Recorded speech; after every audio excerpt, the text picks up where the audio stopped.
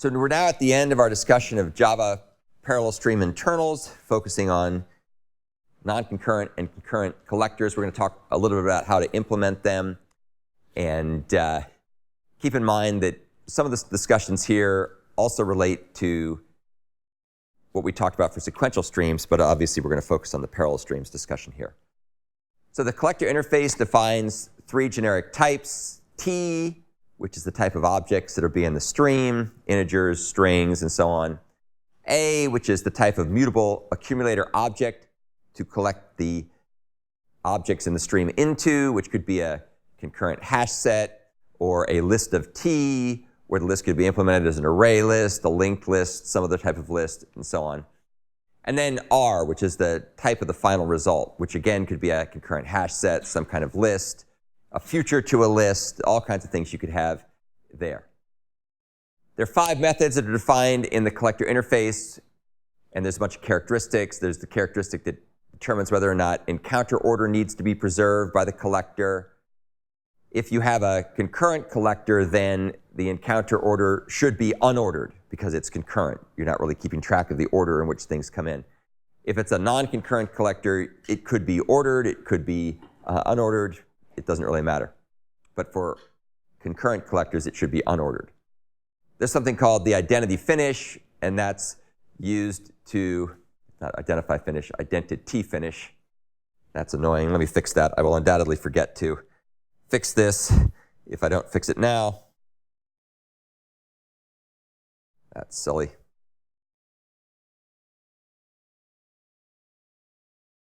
Identity finish. And so identity finish basically says whether or not the finisher method will be used to do anything other than just return the completely full or the completely initialized accumulator. That's the mutable result container. If you set this flag, then you can have identity finisher return null.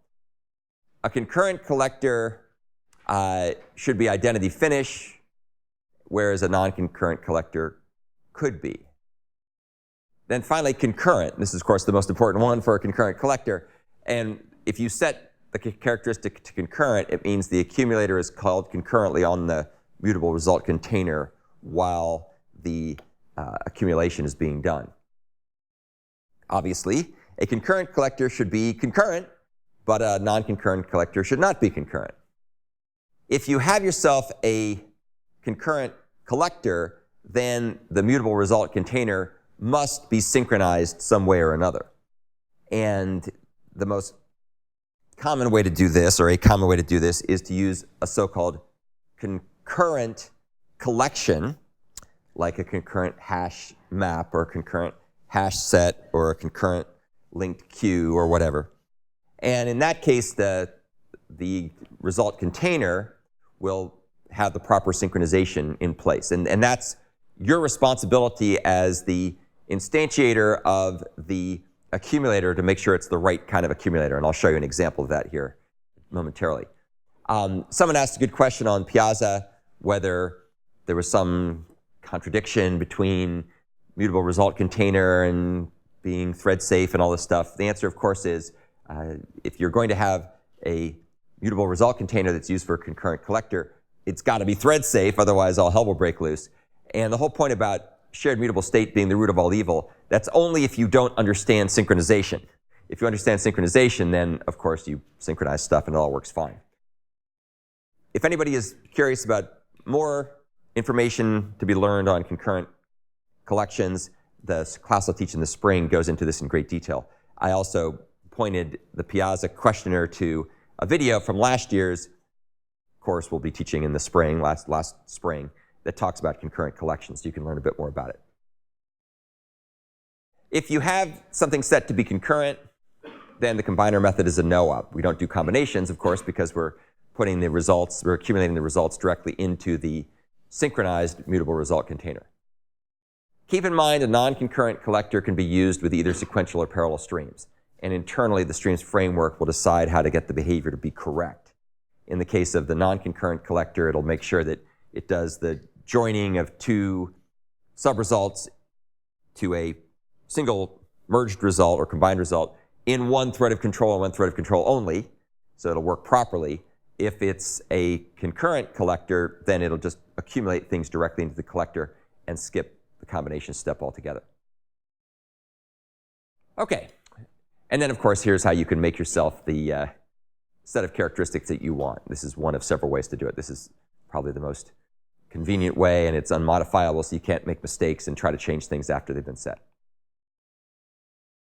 Okay, so that's characteristics. That's the metadata about the collector. Let's assume, for sake of discussion, we're talking about concurrent collectors. But I'll also kind of bounce back and forth and show you how you could make non-concurrent collectors too, just to be complete. So the supplier is a factory method that returns a supplier that acts as a factory to generate an empty result container. So if you have something that's going to be a non-concurrent collector, you could use a non-synchronized collection, like an array list. So you could say, return array list new. Array list new is a constructor reference, which when called, when its get method is called, it will return the mutable result container for this particular instantiation. Of course, you can also have things that are concurrent. So this would be something you could have for like our concurrent hash set collector, which we'll talk about more in other contexts. But in a nutshell, in this case, we have a supplier that returns a concurrent hash set constructor reference.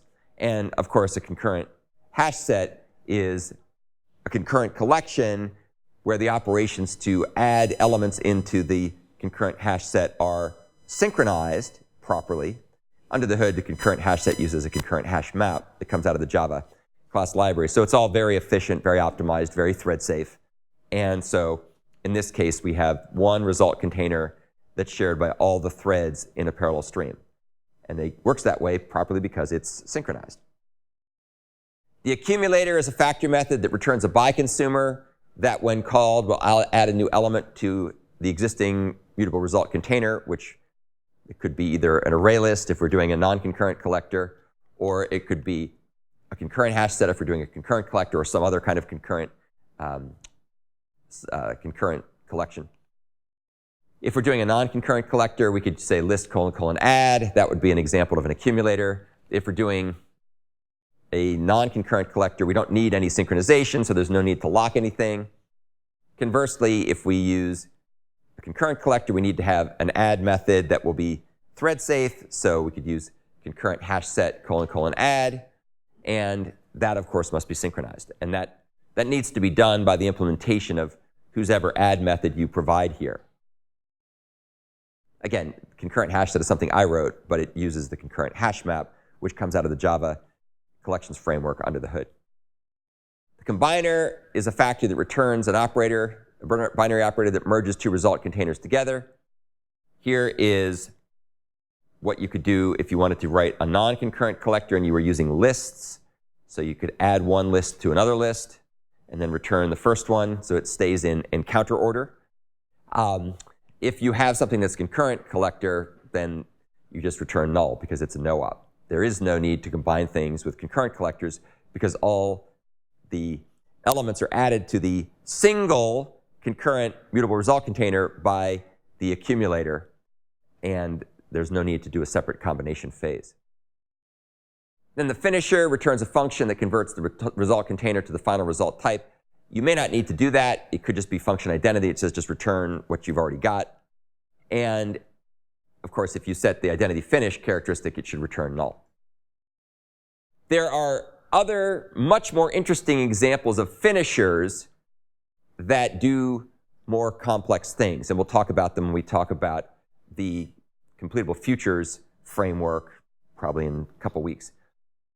I won't go into that in detail now. Most of the result containers we've been looking at up to this point have been basically identity finish, where whatever your accumulator looks like, whatever your mutable result container looks like after the final element from the stream has been added to it, is the actual result. The finisher is either identity or you can make it a no-op. So it's only if you're doing something interesting with the results to transform them somehow that you need to do a finisher. And this example that we'll look at later is basically a really cool one that works with so-called completable futures, and it'll end up giving you back a single completable future to a whole list of computations that are running asynchronously. And only when all the asynchronous operations complete will that single completable future that's returned from collect in the context of the future collector, futures collector, will that future become triggered. Don't worry too much if that didn't make any sense. We'll cover it in much more detail later.